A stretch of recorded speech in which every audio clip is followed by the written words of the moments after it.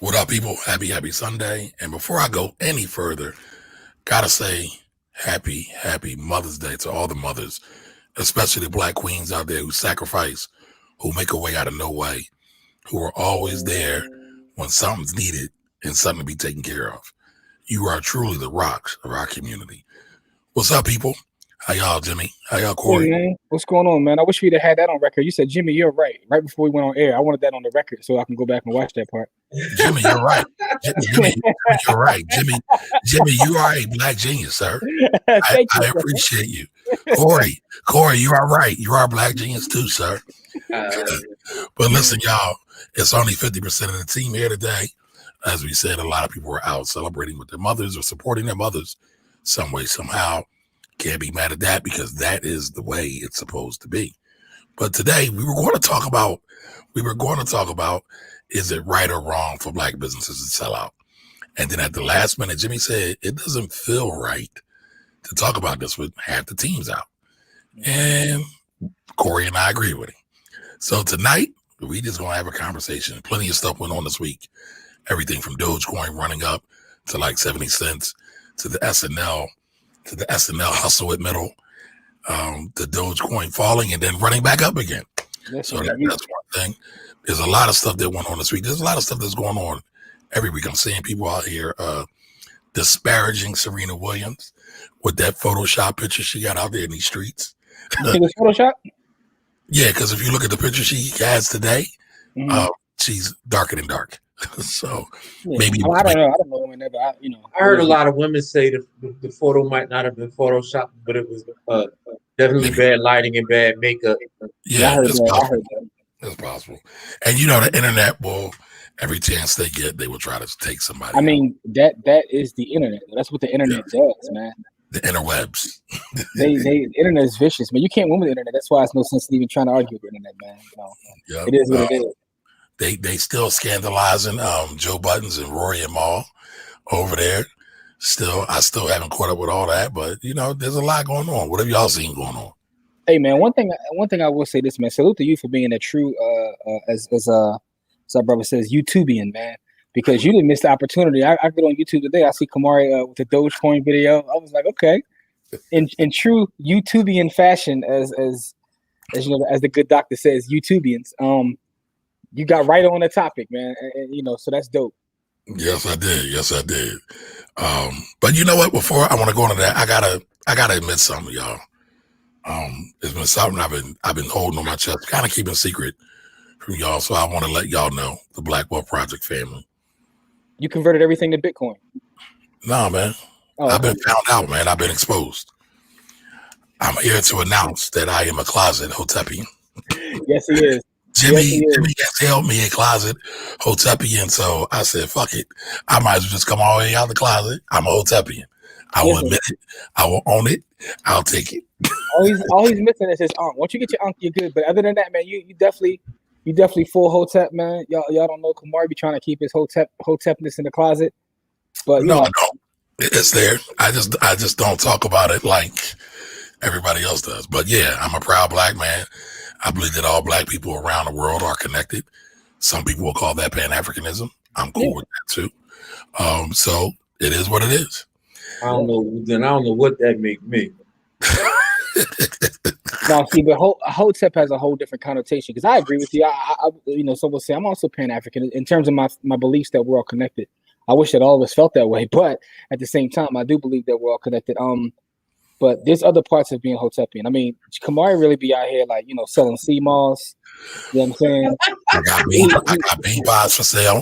Yeah, I got oils. Everybody, Black Queen. You know what I'm saying? Like his full Hotep bag. It's a little different, man. And listen, I got a problem with that connotation, so I'm just going. And I get it. I know why, because you don't like what has happened to the term. But that to me, technically, I feel the same way Corey does. I hate that we have bastardized Hotep, and this because when you really look at it, we are self-segregating. If you really, really think about it, and for the record, some of the Hoteps are bananas crazy, like they're out of their minds, and they don't think about anybody else. They're only into what they're into. So I will acknowledge that. However, some of these folks who just want to be Black Americans are crazy too, or Black. No, listen. I guess it also comes from. They just pledge their flag to whatever country that they have been programmed to functionalize in. Listen, I guess for me, it comes from going to a HBCU. One of the things about experiencing the HBCU that it really teaches you about our people is that we're not a monolith. Hey, so when you go to a HBCU and you're on the campus, like you got your corner over here where you got like, the Black capitalist, and you got your Black bourgeoisie over there. There's a little intersect, but not always. You got your Black bourgeoisie, you know what I'm saying? Then you got your, your Hotep crowd.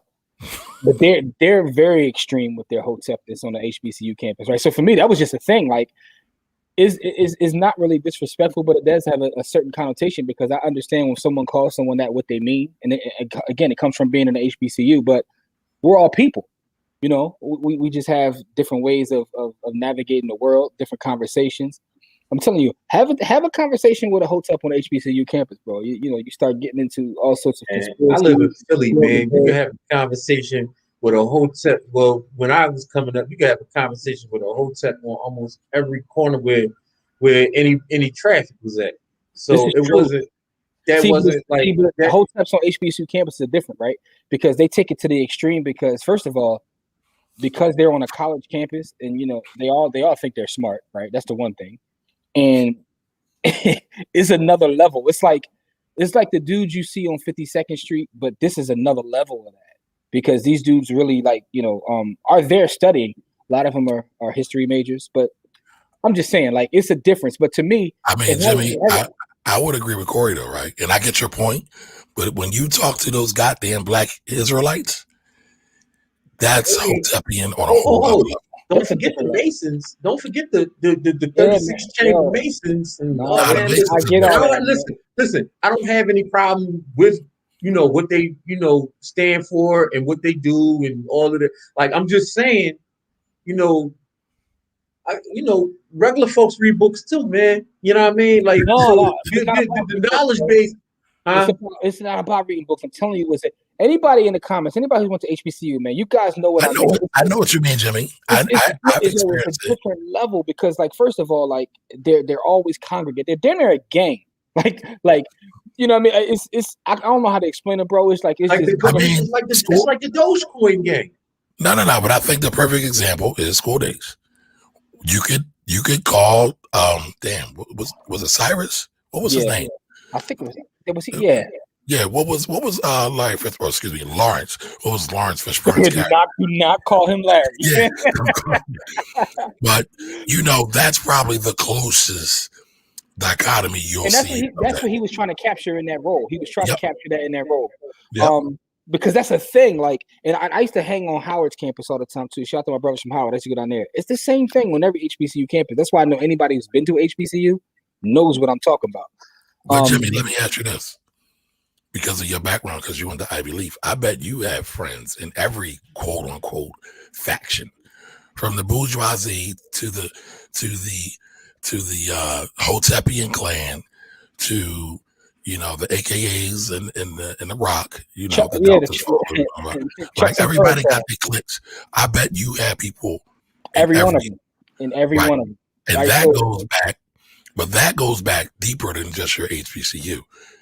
You went to Ivy Leaf. You went to a Black-centered school. Mm-hmm. I went to Anthamo Sasa. We don't get to talk about Anthamo Sasa because it wasn't as popular as the Ivy Leaf.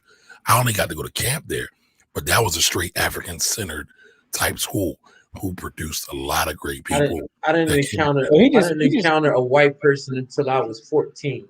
Damn, on a regular basis. You just low-key called my school bougie, by the way. You know what I'm saying? No, I didn't know. I'm just saying, I went to an all-black school with all-black teachers. So, but it was a regular elementary school, but there was like 4 Black teachers in the whole building, and I didn't have one of them. But I say all that to say, Jimmy, because you were taught that Black was beautiful and that Black was great. And Corey, I believe you were too as well.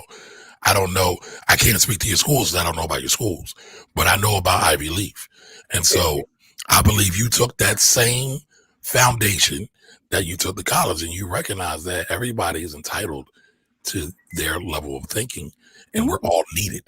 Like No, we absolutely. need the hoteps. I It's mean, crazy. people don't realize it, but we actually need the hoteps. Oh, I love the hoteps. Because without the hoteps, we will just be totally whitewashed. And again, I said it before. There's a lot of hoteps that are out of their goddamn minds, but many are trying to get you to just get up on knowledge and get up on game. That's real. And so a lot of us don't want it. And at the other end of the spectrum, they're saying that, listen, I just want to go along and get along because I want this steak, I want these foreigns, I want this nice clothes, and I want this nice house, right? But you know, it's really somewhere in the middle. It's really it's really not, because I kind of agree with the far reaching. I don't like to say the word hotep, but the far reaching hoteps, because I don't believe that intersectionality is taking us anywhere. And so my whole thing is they're kind of right. You know what I mean? Now, you know, they get the facts twisted a lot. And so I don't really like that. But besides them getting the facts all twisted up, in concept, I don't see anything wrong with they doing. So in concept, I kind of agree with it. Depends upon how far how far in the hotep bag they are.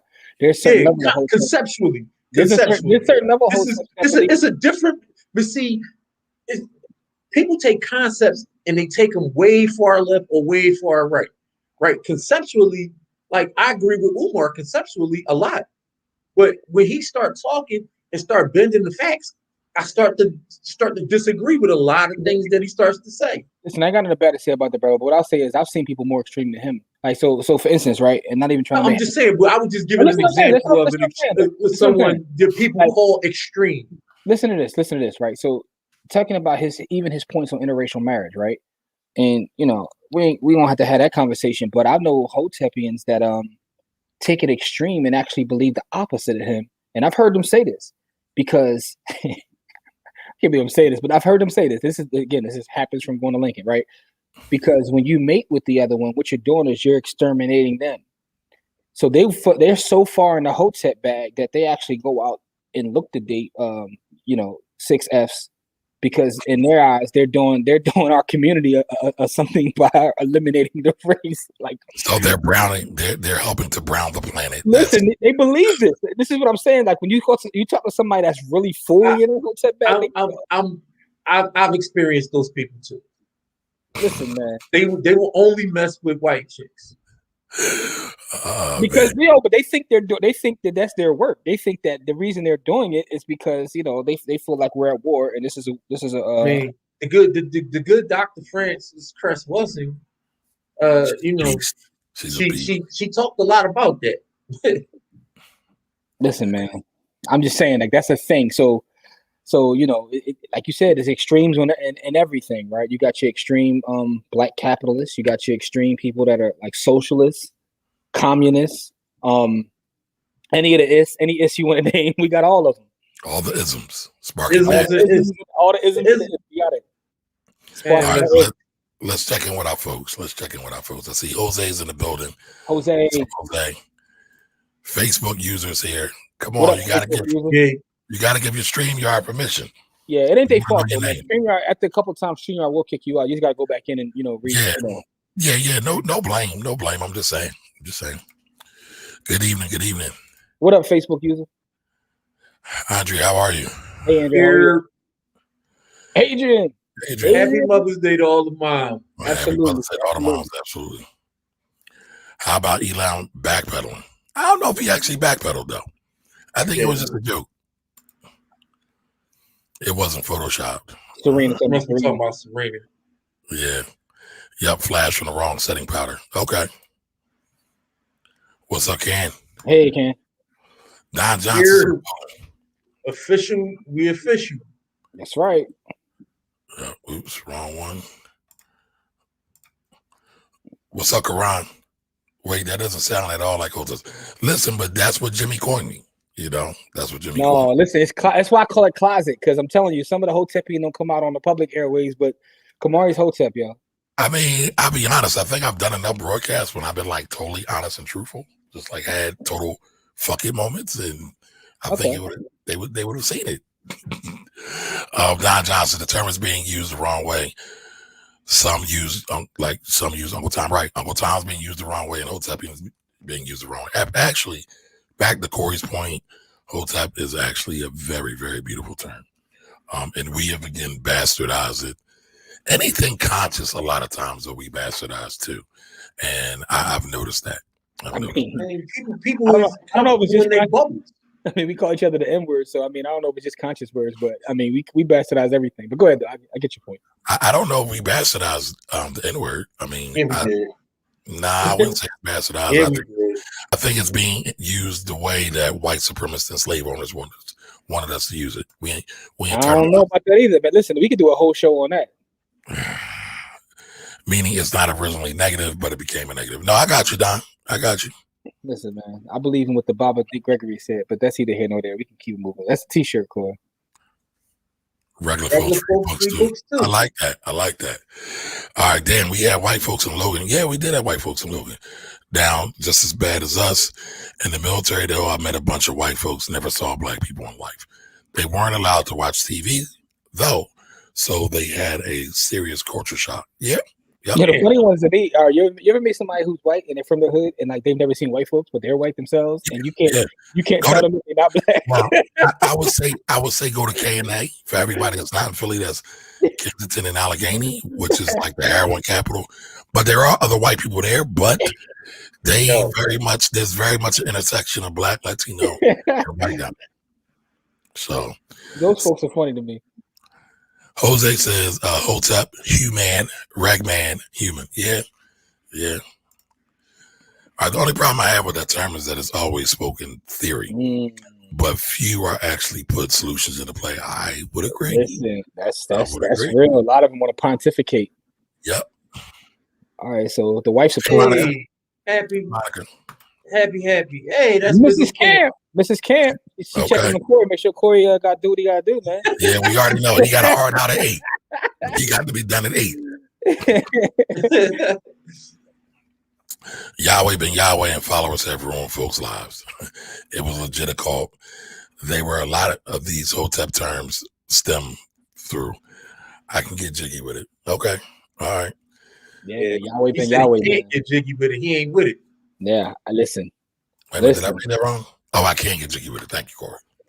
But he's not lying about that either.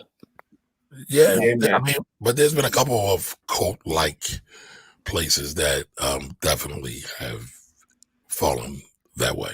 I mean, at the end of the day, people want something to belong to, right? You know, because as humans, socialization is one of the things that humanizes, right? You know, if you isolate somebody long enough, they'll actually go crazy.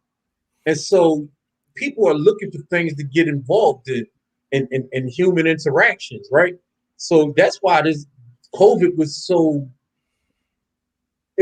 hard on a lot of people, right? Because those human interactions had to come differently, right? We had to have those human interactions from deep.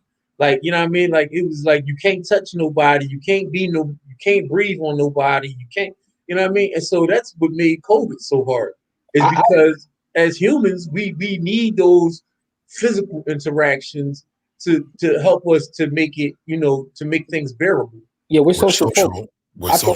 Damn, we just said the same thing. How about that? But no, I was thinking about that before Corey went there. I was actually going to that point about COVID and what it's taught us.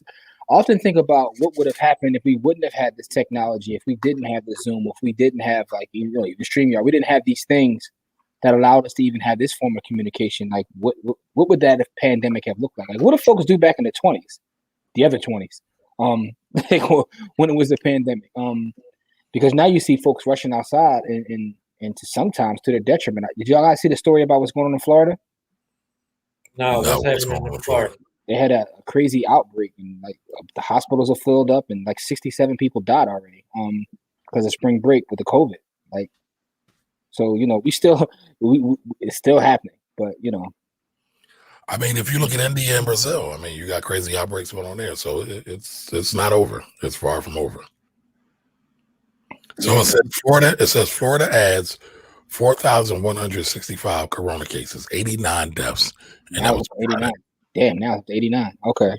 Yeah. So Yeah, so it's still out here knocking folks off.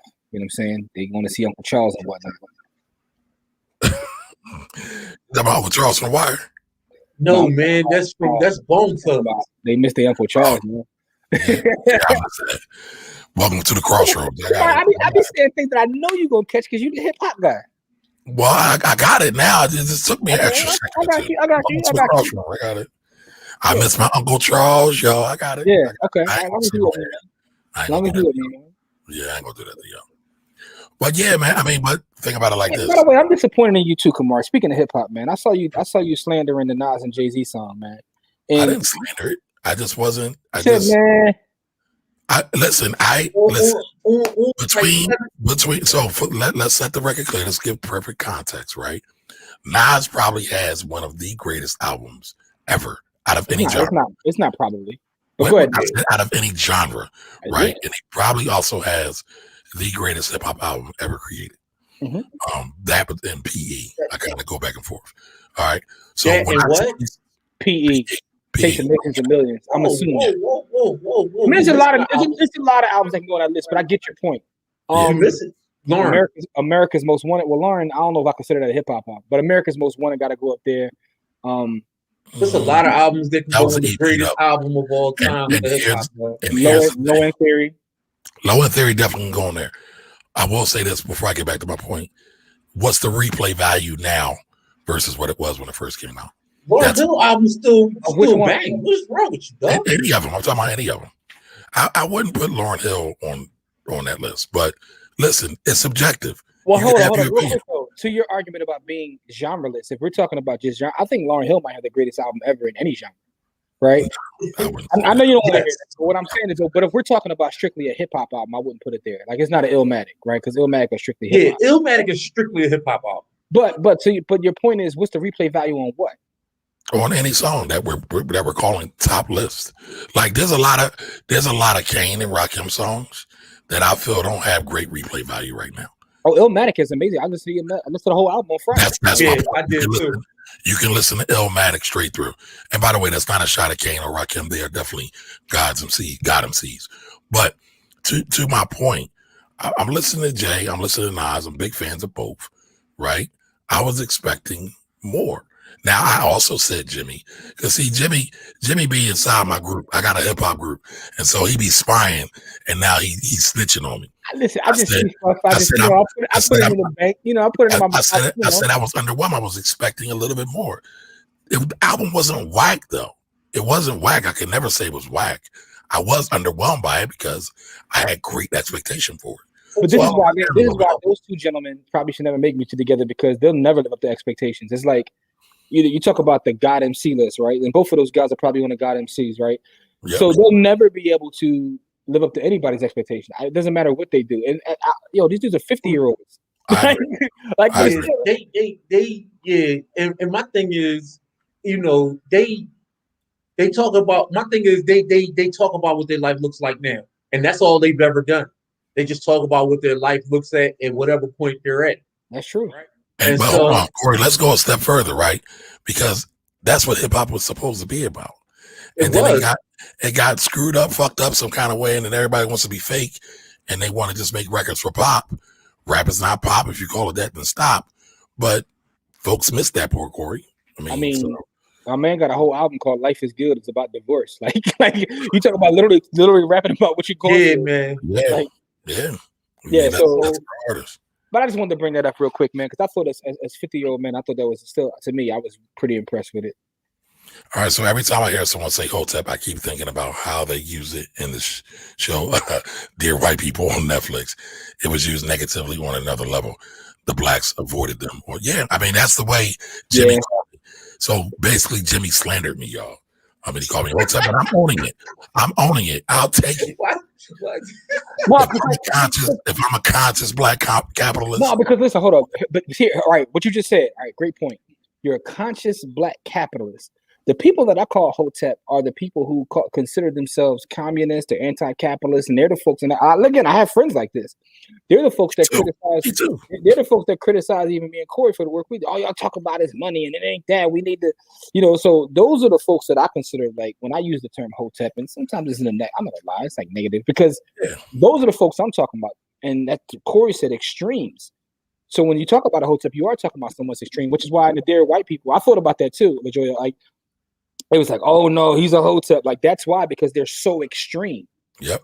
So the Hoteps have become the extreme. A lot of the like I said, a lot of the concepts get lost in the extremeness of the message, right? Because the concepts be right on point, and then but like when the message, it be the messenger, and then it be how the message is delivered. Because I learned as a youth, you can say just about anything to anybody if you say it in a way that they can digest it. And so I would disagree with that a little bit, Corey. About the pushback. I watch people say all kinds of heinous stuff to people with a smile. I mean, I want to go back to what Jimmy just said, right? This whole thing about money and capitalism. Capitalism is an African idea. It's an African concept. They totally have bastardized that. They totally have looked over that. They remix shit. Like, and that's what we kind of talked about at the beginning. But to your point, though, Corey, there's a lot of great knowledge in there, but oftentimes it gets missed. Yeah, exactly. It gets missed because of the messenger and because they be stretching it, right? Umar be talking about a lot of things, and then he stretched the facts. Like, just say the facts instead of stretching them. And if you just say the facts instead of stretching them, then your message would get received a lot better by a bigger audience. Now, not that he doesn't have a big audience, right? Because he has an extremely large audience. But what I'm saying is, Umar doesn't stay, Dr. Umar, I don't want to be disrespectful. Yeah, he doesn't stay in his lane, though. Like, if Dr. Umar just talked about education, and I mean, some little bit other stuff, but he be into everything. Why is he talking about Kevin Samuels? Because people ask. Kevin Samuels. Here's what I'll say, and I always preface this by saying I know people personally who he's helped, in terms of their kids with his actual work. But at the same time, I get it. If he didn't answer those calls, or if he didn't talk about those other things, we probably wouldn't be talking about him. So, in a certain way, him doing this allows him to help more people. To a certain degree, but I believe it also waters down his brand also. So it's not always the quantity of people you have following you. Mm-hmm. It's the quality. And so, again, listen, Umar is probably one of the greatest things that's ever happened to the internet, right? Grit money. I need grit money. Like, that's classic right there, right? Donation. Donation. He's definitely a meme legend. He's a meme legend. Right. So, you can't go wrong. If you put a meme with him on there, you will win. I'm of the opinion that if you're black, all right, so if you don't have an Umar GIF or a meme in your phone, then you might not be black. Like, you're not for the culture. If you don't have an Umar GIF, if you don't have an Umar GIF for the culture. Yeah, you're for the culture. If you don't have a GIF or a meme in your phone that you just like send to your friends, like, you gotta have at least one. And to Don's point, like, Kevin Samuels did say something about him first, so he was clapping back. Oh, he did? Okay, I missed that because I can't. I'm just saying, My timeline told me that Kevin Samuels was talking about Umar, and then I saw the response from Umar. Because I don't remember. I don't follow either one of those dudes, but I can get the order of events from my timeline. I'll be on Twitter. People who do. I see a lot because I spend a lot of time on Twitter. That's because that's where my crypto folks be at. But I'll be on Twitter, and but what Kevin was saying is, a lot of women call to his show and say, "Why ain't you nice to us and call us queens like Umar?" And he hears it all the time. So we finally spoke on it, and he spoke like, he tried to clean it up. Like, I ain't got no problem with the brother, but you talk greasy about it. He was like, who Umar, the one with, 2 kids by 2 different women who ain't married to none of them? That Umar? Like, he said that to somebody. And then said, well, I ain't got no problem with him. I'm like, like, come on, man. Like, so he was I will say this, Afion Crockett and oh, they bodied that. Oh man, what you shared that, right, Jimmy? Yeah.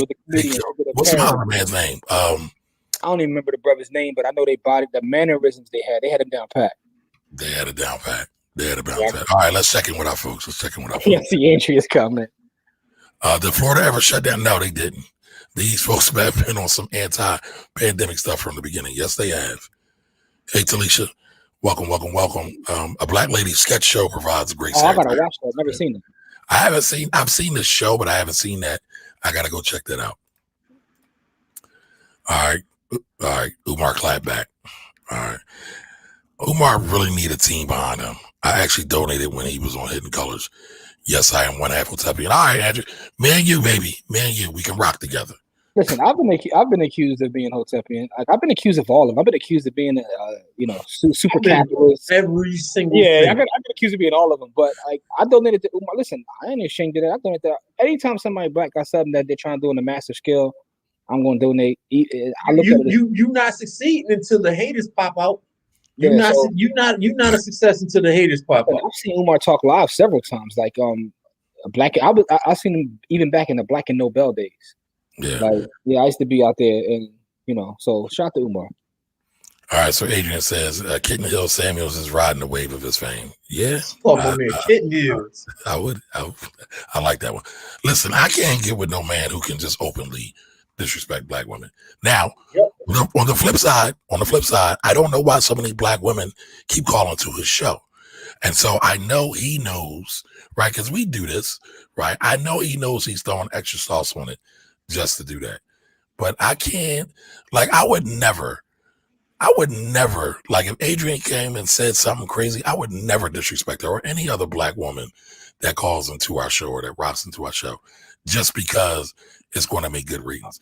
To me, that's where we are missing the integrity and character that's needed in our community so much. But I digress. No, you shouldn't, because he's a weirdo. You shouldn't digress. Okay, I won't digress. He's a weirdo. So I'm not digressing from that, nor from being a hotep. So I'm gonna rock it up. Yeah, I'm gonna get a shirt, y'all. I'm gonna say I'm a proud Hotepian. That's coming next. All right, so he never stayed in his lane. However, in every interview, people put him in a corner because they know he'll answer the questions. I say in terms of being an educational psychologist, he's made gains in how our children are educated. Right. And that's so and she would know because she's actually worked with him more. No, but that's cool. But see, I think that's where his genius is. And that's where and I'm saying right? I'm saying I'm being selfish. I will admit that. That's where I would love for him to concentrate everything at, because I think that's where our people will benefit. He wouldn't have a platform doing that. He wouldn't have a platform doing that. Yeah, he can't do that. No, I get it. And you're right. And that is part of, I will admit, my own shortcoming, because it's just some shit I'm just not willing to do. I mean, you dance on TikTok, so I mean, it's kind of the same thing, right? And how many did you see of that? I can't do that either. I'm messing with you, man. I might take that down. That's something that you're never going to see me do. Corey, you barely on social at all. Listen, I learned from the legend Theodore DiBiase that everybody has a price. Let somebody tell Corey, yo, man, a couple $100,000 you should dance on this TikTok. Corey gonna be in there pop rocking, man. Yeah. Oh, there we go. That's the clip. Oh, and we got it too, so I'm using that in the reel. You can do whatever you want to do with that, bro. I'm just saying. I'm not, a couple $100,000 is not making me do no damn TikTok. Listen, maybe that a couple $100,000. Like I said, Theodore DiBiase told us everybody has a price. That's not the price. You just got to hit that number. That's all. All right. Why African countries are the way they are. I mean, I got a question for y'all. I saw somebody post this. All right. So, what would you rather have? Would you rather have $10,000 cold hard cash, or 100,000 followers on whatever platform you like? That's an interesting question, right? Because if you know how to, I know what the argument is. If you know how to monetize, and that 100,000 could be, give me my cake immediately. I saw it though. I mean, everybody's. That's actually an interesting question, right? Give me my money. But here's my money right now. Here's the thing: everybody's 100K could be just all bots. That's true too. It's so if you got a bunch of bots, you can't monetize that. That's true too.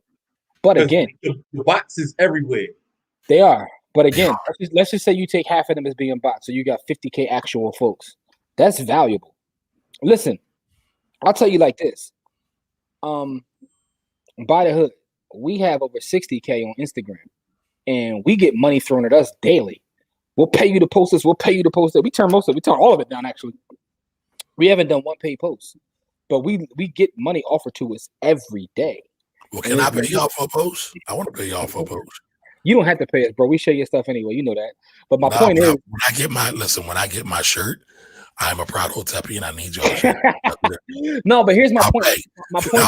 My point is from like having that experience, right? And 60K is not even a lot. When you talk about people that got millions and millions, I can only imagine the kind of inboxes and offers that people that have 100K, that have a million get.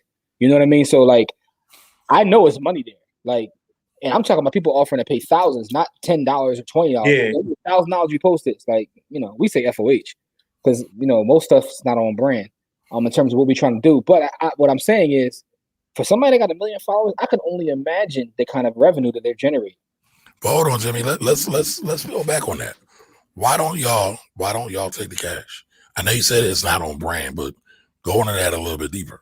Well, because we have a specific mission and something that we're trying to accomplish. So if folks if it ain't about mission, it ain't about nothing. Yeah, if folks trying to get you to post about like, you know, a new black-owned alcohol brand or you know, we even had, you know, 6F's asked us to post stuff. Like this is not what we do it for. And you know, we don't need the money. So the thing is, we want to keep our brand what it is.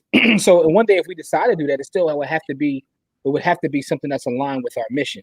But the thing is, I've seen like Kim K talk about this, about some of the money that she gets offered to post something. Like, granted, she's Kim Kardashian, but it's based upon her follower count. And this is why if you go on Instagram and you see people like, you know, and they'll put in their ad, like, go on the Shade Room's page. The Shade Room is probably making millions of dollars a year just on ads. It definitely easy. And their ads are not cheap. I have clients who buy ads on Shade Room. They ain't cheap at all. So what kind of numbers you talking? Like a roundabout? Like, you know. It's over $1,000. Exactly. Yeah. And that's just a start, probably. Yeah. And the thing is, some of these folks, like I have friends who have followers too, and they do the same thing. They say, yo, they'll charge $1,000 to put it in the story. They'll charge and only leave it up for a certain amount of time. So that's why that question is an interesting question, because I know that it's there, but it all depends upon how you want to run your page too. So I think you can make more than 10K with 100K followers easy. You could definitely make more than 10K with 100K followers, but I feel like I can make more with 10K in hand than most people can make with 100K followers. I feel like I can do more with the money in hand. It depends, right? So going back to like direct marketing, they say the values in the list, whether it be your email list, your direct marketing list. Some lists again aren't quality. I've seen some accounts, they built their 100K. It's all bots. It's all international accounts, and they aren't people who are going to buy. Now, if you got 100K of pure value, people that you really grew organically, that's powerful. That's way more than 10K. That's way more than 10K. It's easy, way more than 10K. But again, you know, unless you know your numbers and have already done something with those followers, it's kind of hard to, you know what I mean? Like, that question is incomplete a little bit because it all depends on what kind of followers you have. I'll take the 100K followers. I'm just going to answer the question. And the reason I'm saying that is because I'll get the 10K and probably able to get another 10K. So, you know, I'll take them and play the long game a little bit. I think the 10K could be playing the long game.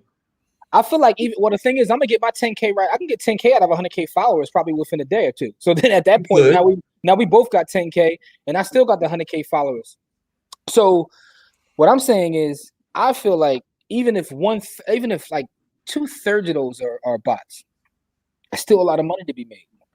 I guess for me, knowing that we don't own the platform, I'd rather take the 10K and put that to use than try to gamble with 100K and Zuckerberg and the rest of the crew play around with my money. Oh, I got beef with Zuckerberg right now, but that's either here nor there. Like, but I get your point too, Kamari. That is an excellent point. You don't own these platforms, and that's what's got to be said for all the business owners out there. You do not own these platforms. Zuckerberg. Yeah, get the. Well, I saw CoffeeZilla. His YouTube page just got deleted. Like what? Yeah, they got it back up. It was an accident, and I forget how many followers they have, but it's got a huge page. Yep. So, wow. Yeah, that's crazy. Me too, Adrian. Don't be surprised if you see me with that. That's crazy. All right, the comedy tonight is priceless. Hey, I'm glad you're enjoying.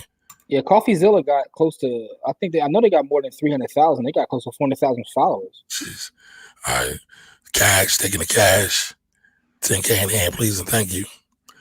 Cash that I would invest because I wouldn't have followers or anything. I think, all right, Don Johnson basically made the same argument that Jimmy said. I think 100K followers can provide more revenue over time, and 10K ain't that much. No, it ain't. All right, Crystal. What up, Crystal? I'll take the followers, and there we go. I want to grow my IG followers, but the way my mouth got Ashley, listen, come on. Crystal got to stay out of jail first, man. She got to stay out of jail first. Like, if she can't build it up, you know what I mean? Like, Crystal be in these Facebook prisons, man. Like, you know. So no, but IG is a little bit more liberal. Now, for the record, IG ain't nothing but Facebook 2.0. I can't believe how many people don't realize that Facebook owns Instagram, but I think you can do it, Crystal. Bro, that bothers me. They be like, I don't use that on Facebook. Facebook, I'm on IG. I'm like, it actually says it when you open the app. Yeah. You know what I'm saying? Like, Crystal, what's your IG page? Put it in the chat. That's what we doing. We dropping. Gain a few followers tonight. We all dropping an IG page in the chat. That's what we're doing. Matter of fact, everybody drop their IG in the page. Yeah. Everybody, y'all know mine, right?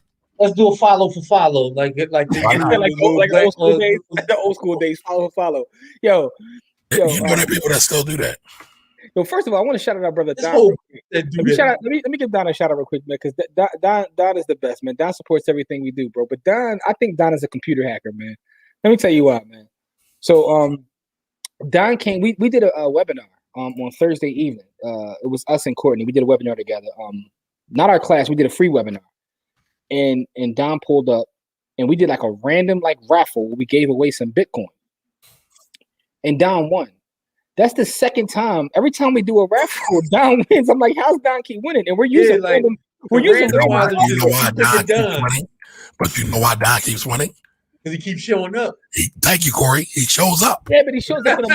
We had a group of folks in there, though. Yeah, we had like 40, 50 people in there. No. Hold on. Corey just said it. He shows up to everything. He said, "Listen, Don is our guy, man. Listen, we gave Don a free course tonight, because again, we gave him a free course because he won it in a random raffle. Like, yo, listen, with a different software. We use different software. Two different softwares to randomize. Don keep winning, and he won both times. Listen, hey man, put yes, you put By the Hood in there. I gotta put my own John in there too at JW the Blueprint, because that's where I talk my real ratchet stuff at. Like, you know, By the Hood, I still try to keep it a little clean. Oh man, I post twice a week. I'm not even putting my joint in. I only post like twice a week. Real Estate Coach Carter is his. I started with Coach. You know what I'm saying? Like real estate _ Coach Carter. Right. Then put Tracy John in there too. I got Tracy. Yeah, Real Estate Tracy. I think I got Tracy in there. I see Ivy Investor. I don't see Tracy. Oh. I'm gonna go in here myself and put my own personal joint in this. Y'all, I mean, this is where I put my ratchet memes and my food pics. There you go. All right, Southern Sweet Soul. We talking food? Is that food? I'm kind of hungry, so I'm gonna go follow y'all from my personal page right now. Let me see what we got here. Karan already followed Karan. Who we got? Grease the Greed is my cooking. So we are talking food. All right, we need some food. Hey, Karan, do me a favor, brother. You have a wonderful page, that DVS page. I need you to promote that and share that more, man. We're gonna put you on the bottom. He already did. He put all of them in there. No. But I'm talking about. That's why I said it.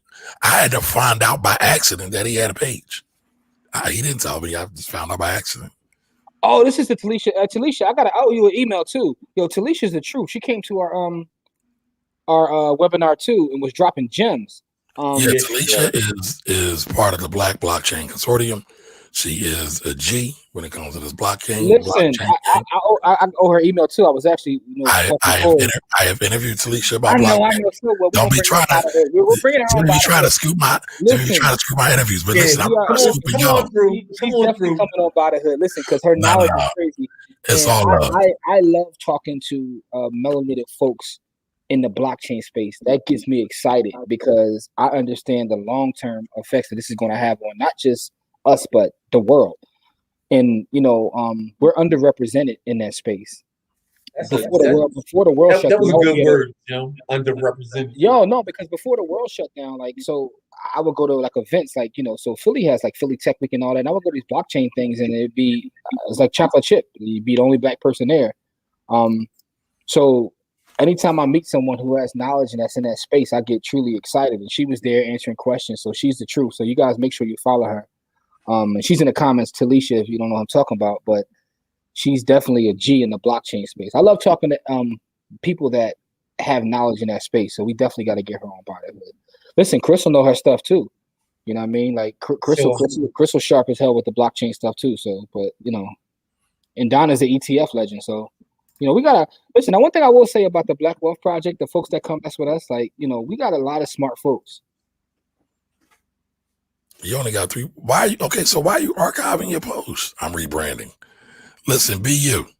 You gotta be you. You gotta be you. If it ain't authentic, if it ain't authentic, we don't want it. Exactly. Straight no chaser. Crystal, I know that's a lie. You and me, we forward bound. We locked and tied on that thing, so I know that's a lie. Stop it. By the way, Jimmy and Corey was clowning me, and I know they was clowning you too. They be having a lot of jokes on us, y'all. No, man, that's all love, man. You're kind of salacious. As black folks, that's how we show love. Man, it's funny. My homegirl said that to me earlier. I said, with that kind of love being Sloan, I'm gonna need a therapist. And the way my bank account's set up, I don't think I'm making enough money for y'all. Right? Tell them, they haters all the way around. All right, I got a question. We 99% congratulator. I got a question for y'all, yo.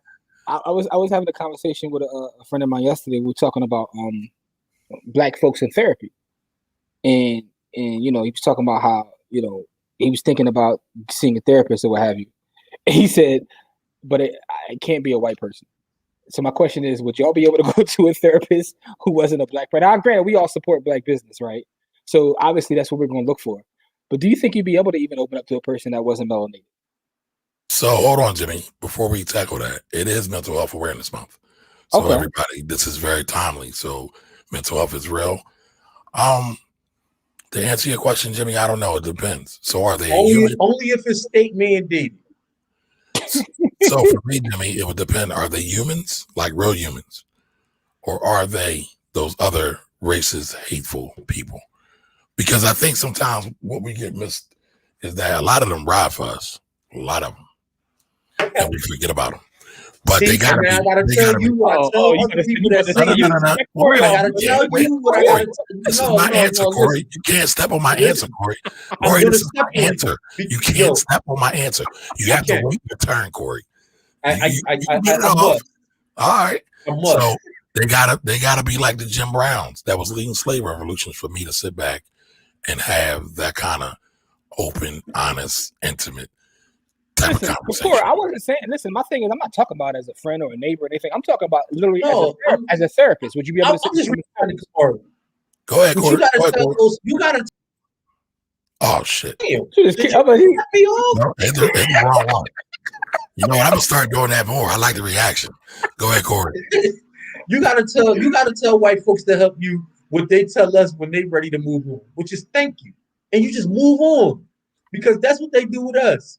When they need our help and we come help them, they just say thank you and move the hell on to whatever they got going on with they white folks that they got going on. And so when we do that, we gotta say thank you and move on and get back to the business of being and helping black people first and foremost. Man, we can't get stuck. We can't. Corey, that wasn't the question, Corey. Corey, that wasn't the question. You're remixing right now. That wasn't the question. That was the question. We talking about white therapy, and so hold on. To be clear, you're saying a white therapist, no matter what their orientation, their wait a minute, their worldview, how they rock, could never help you. Can't, because we don't have the same. Our problems aren't the same. Okay. Our problems aren't the same. They can never understand the depth of my problems because they don't live in my space.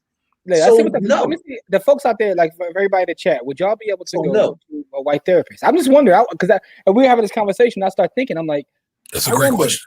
It's a great question. I wonder if that's for me. No, they would never be able to understand the depth of my problems because they can't live in my space. And real quick, Andrea, I'm on your page now. You gotta put more posts up. You got one post up. I mean, the picture's beautiful and whatnot, grease to green, but you got to put more posts up. Anyway, I'm sorry, but no, I just wonder what folks think about that because that was an interesting conversation. So I said, let me bring that to the folks. Again, I never poop on people who do that because if you need therapy and you got to go get it, go get it. Like, I'm not saying don't, you know what I mean? If your therapist is white, don't go because what's for me is not for everyone. You know what I mean? Mm-hmm. And so I'm not imposing my views on other people. But what I'm going to say for me, no, we can't do that. Yeah, I was just wondering what the folks thought because I thought it was an interesting conversation. Right? So I agree with you too. If you because you never know what kind of space someone's in. Like if you need help and that's what's there, you got to get your help. But hold on, would you be able to open up though? I want y'all to take notice how Corey basically just slandered me and came back and said, if you need to go, you can go. So he said, I can't go. He just basically slapped me around and said, they came back and said, no, you can go. It's all good. I love you, Corey. Health is overall the overarching more important thing than anything, right? Because if you're not here, you can't help nobody not here. You know what I mean? So let's be very, very clear. But if you have a choice, please choose somebody that can, you know what I mean? For me, again, I'm not going to tell you what to do. But for me, I have to choose somebody that can walk in my shoes a little bit. You can't, there's no white person on planet Earth that can walk in my shoes because we don't have the same problems. It's just not possible. I got you, but I'd be interested to see Kamari going with his dashiki to sit down with his sheetrock therapist. That'd be interesting to see. Listen, I just had a conversation the other day with my wife talking about attire. And she said, well, you need to get a new suit. What are you going to wear? I said, well, I don't really want to wear any more suits. She's like, well, what are you going to do? I said, I plan on getting some African attire made. That'll be my formal wear for most things. Now, she did bring up something. She's like, but what about funerals? So there's one particular individual in my family that has instructed me, and I won't say who, that I have to wear a black suit to their passing service or their celebration service. I will in honor of them. Okay. They asked you specifically. I'm telling you all right now, when I pull up in my joint, I don't want no suits. I don't want no formal. Okay. So we agree on something because Corey just slapped me hard. I don't know if y'all caught it, but he just slapped me hard. But it's cool. We're going to check out these comments though. I did. You did. I want my service to be on Wednesday. I want you to host the Wealthy Wednesdays right from my weight. All right, every black person needs therapy, but not by those people. I've only been to a white therapist. I've recently thought to myself, I need to try a black one. Now, Crystal, real quick though, because you have the experience, do you think that you will be able to open up more? Just wondering if you found a black one. They can understand the level of mental distress it comes from being black in America. I don't know if I agree with that. I mean, I want y'all to think about this. Kind of Corey's point though, like, you know. No, I get it. But who trained most of the black therapists now? Now, many of them, for the record, I work with one or a group of people called Black Men Heal. They do a lot of great work. Shout out to Doug. Shout out to Doug. They do a lot of great work. They had to take what they learned and then apply it to our people. Dr. Tanya Ladipo, who's also here in Philadelphia, has a practice that is geared totally towards African people or people of African descent, black folks. So it's there, but I'm sure she had a lot of white teachers, professors. So got to start somewhere. Yeah, but my thing is the cultural competence that comes with being a black person in America can never be taught in any school. So that doesn't make it, it can't be taught because you have to live it. And that's the point that I was making. So like, even if they're taught in these, lily white spaces, because I've gone through that process. Now, I didn't get a doctorate or anything in psychology or sociology, but my degree is in the administration of human services. So I took a lot of psychology classes. And it was all white people in the joints. Right. But my whole thing clearly you remixed it and made it black and you apply it black.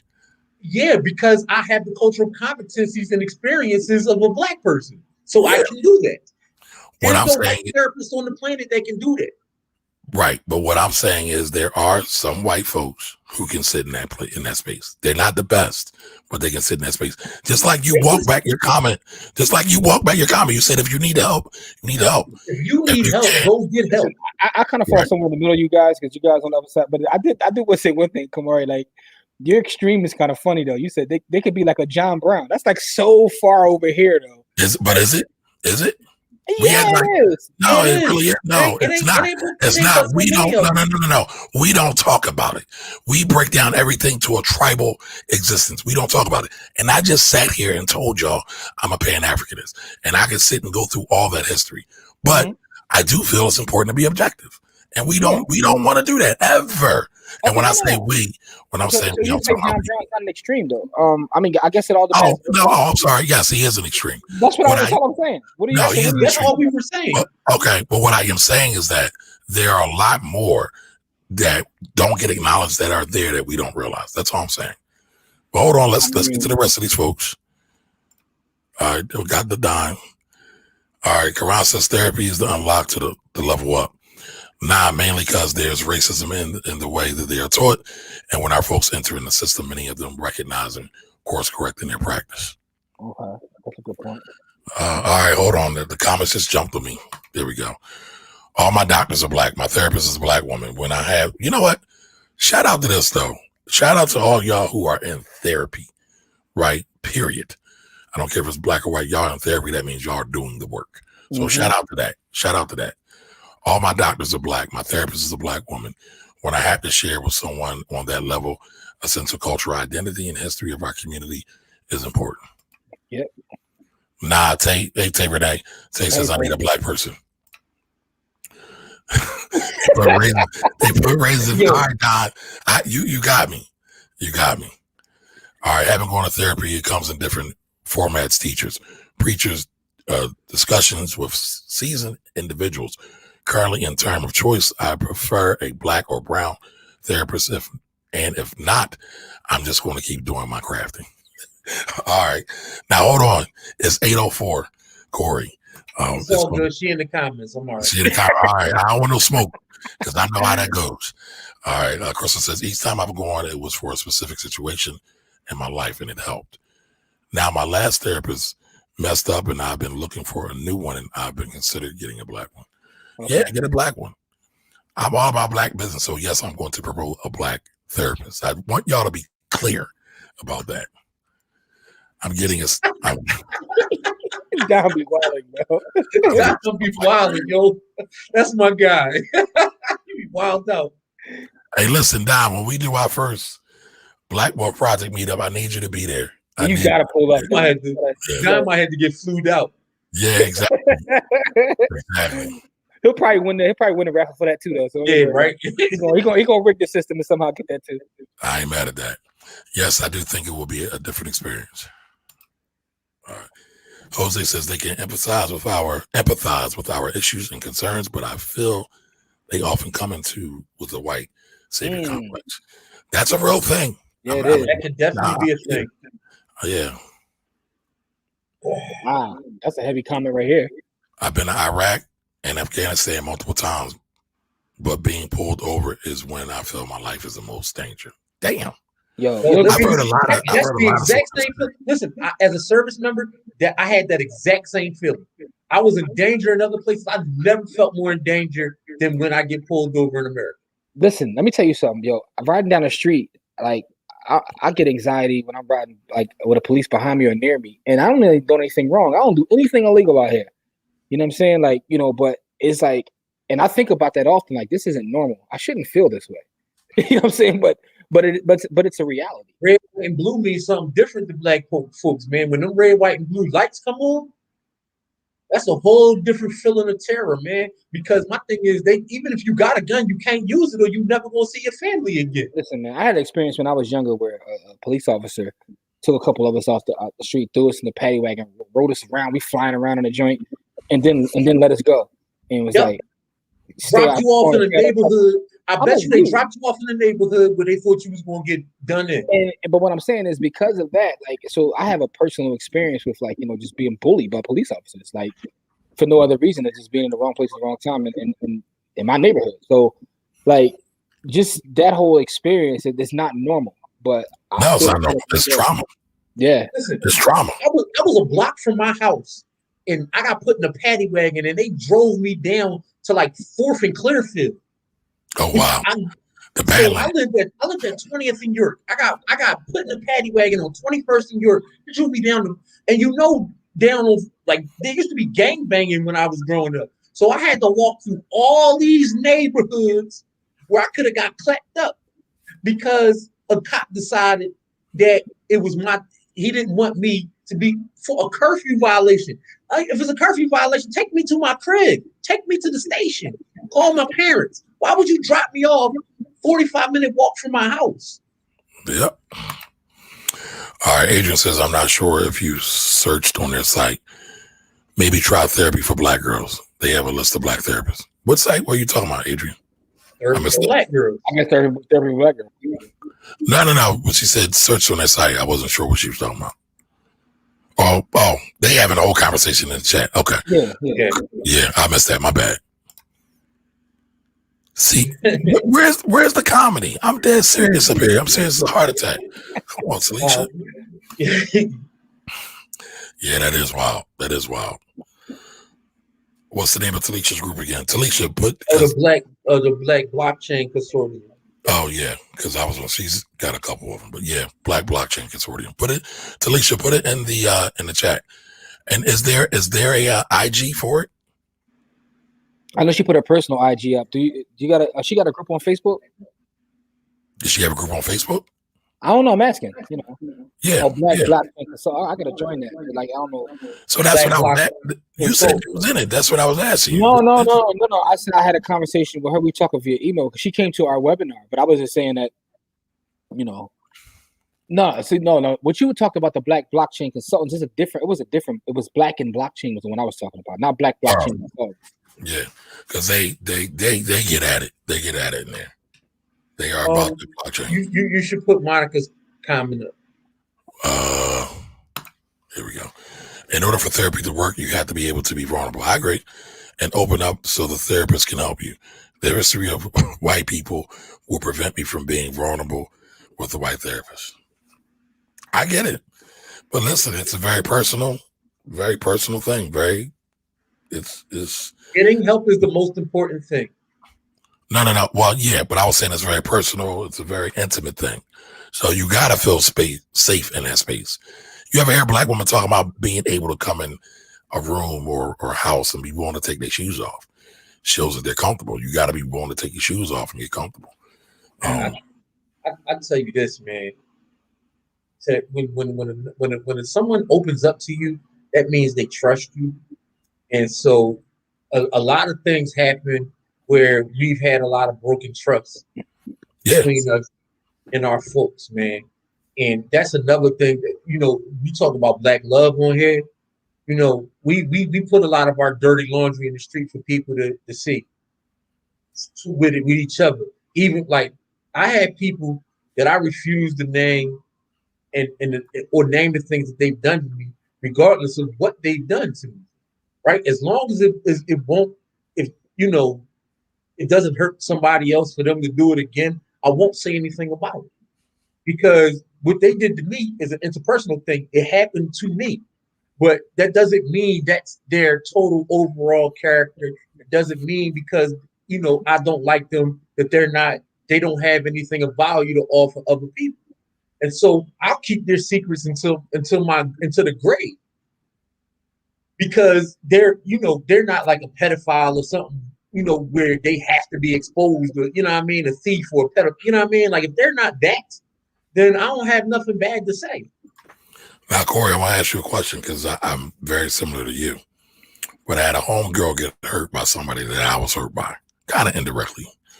And she basically read me the riot act. And she said, you should have let me know. Now, I didn't know they had interactions and they had dealings.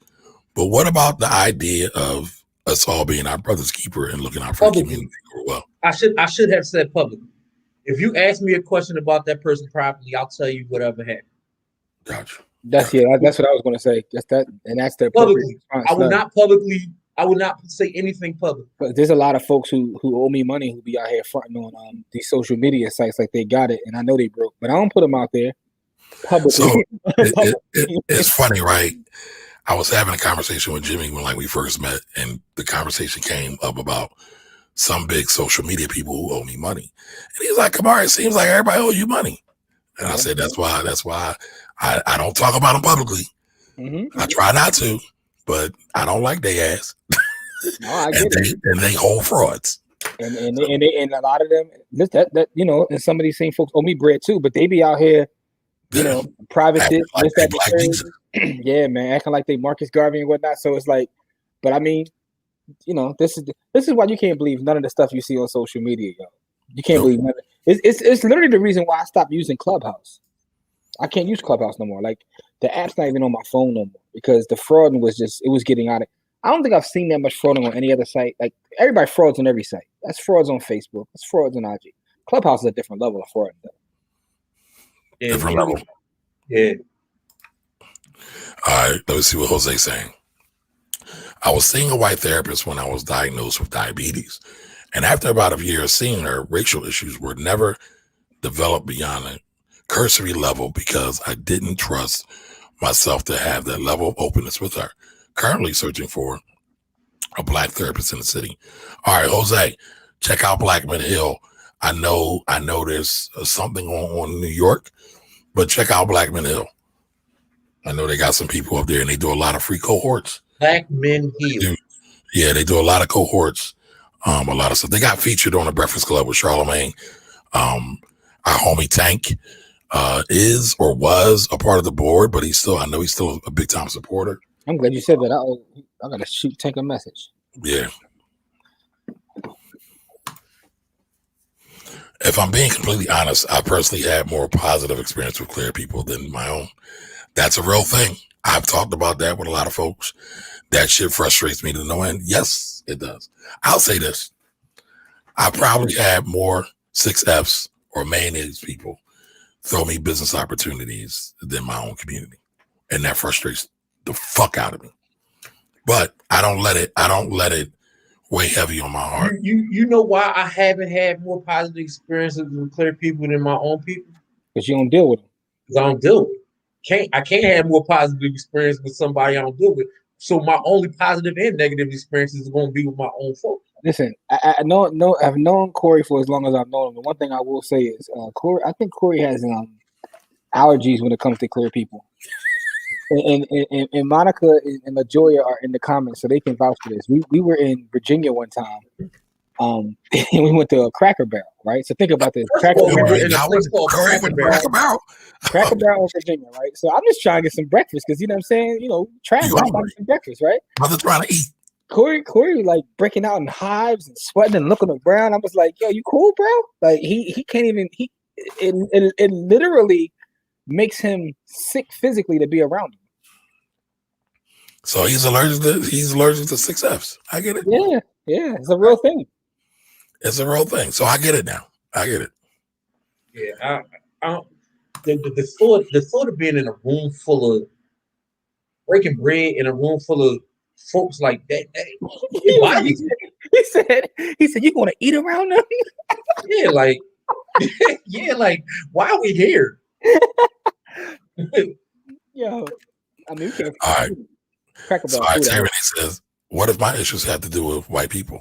I can't vent to them. Well, you should be able to. They technically, air quotes, technically they should be able to work through that. They're gonna hate me. That's hilarious. They bite. They said that the number of requests for black therapists rose dramatically last year. Pandemic people getting jiggy with taking off the Klan hats and exposing themselves en masse, yeah. And then those who are already dealing with family trauma, depression, anxiety, etc. Ain't no way I could talk to white therapists. I got you. All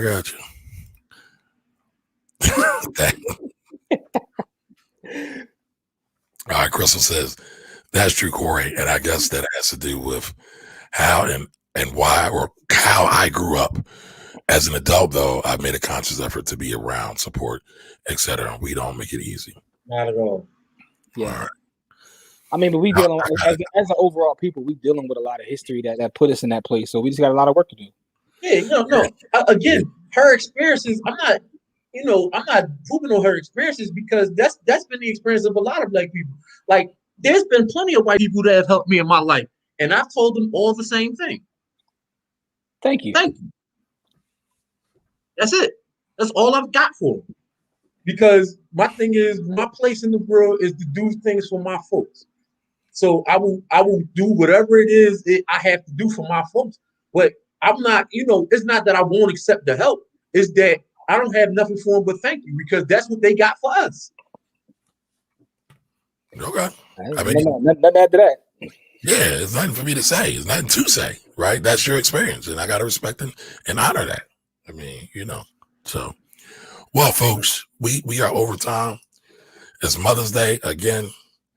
A lot of us, those who are fortunate enough to have your mothers, make sure you kiss your mothers, hug your mothers, tell them you love them. Yo, can I say something before we get out of here, though? Go ahead, Jimmy. All right. This Wednesday on the 12th from 6 to 8, there's an actual event going on, or we're talking about Black Money Magic is the name of the event. It's for Delta Sigma Theta Sorority Incorporated, and it's about, let me see, 1, 2, 3, 4. It's like 5 panelists, and 3 of the 5 panelists come from the Black Wealth Project. So myself, Corey, and Courtney will be there, and you can register at dstquakercity.org. But I'll post it on our social site, so you'll see it on Facebook and IG at the bottom hood. So that's this Wednesday. So I just want to make sure folks show. So we represent Delta Sigma Theta has brought us out, so we're gonna be there doing our thing. And make sure we repost that on our IG and Facebook pages. Yes, sir. Yes, sir. Now, before I get back to my closeouts, a couple of people asked me, like, well, Kamari, everybody keeps getting invited out. They're doing like these things, but you never get invited. I'm not thorough enough. I'm just here to stop that, bro. I'm just here to moderate, y'all. Hold on. Real quick. Yeah, Kamari be frauding. Like, you do an event for like a Fortune 500 company? No. No, yeah, you did. Listen, man, don't be messing up. Stop messing with my jokes, man. No, let me get these jokes off. You be speaking in front of everybody, man. Oh, I don't. I just did an event for Cisco, the company. Yeah, First of all, Courtney and I were there. It was a non-paid event. Courtney, the blue check lesbian. Right, exactly. Yeah, Courtney's everywhere. I told her, I said, I don't know how you did an event with us. Like, when we got invited to the thing, I'm like, oh, cool, this is dope. I get on a flyer. It says also the Ivy Investor. She is everywhere. Are you everywhere? So listen, here's the thing, y'all, and I want the audience to help us with this. When we first envisioned this thing, we wanted the Black Wealth Project to be the final destination for all Black folks to come to with money needs, with financial needs, because there's so much fraud out there. So I'm curious to know, what are your ideas? How can we do that better? How can we expand this thing and make it grow so we can help more people? Throw it in the chat, throw it into the group, let us know what you think. But again, we appreciate you all. Love you all. Give love to your moms from me, from Jimmy, from Corey, and the other 50% of us that ain't here. And we will see y'all next Sunday. So long, y'all. Appreciate you.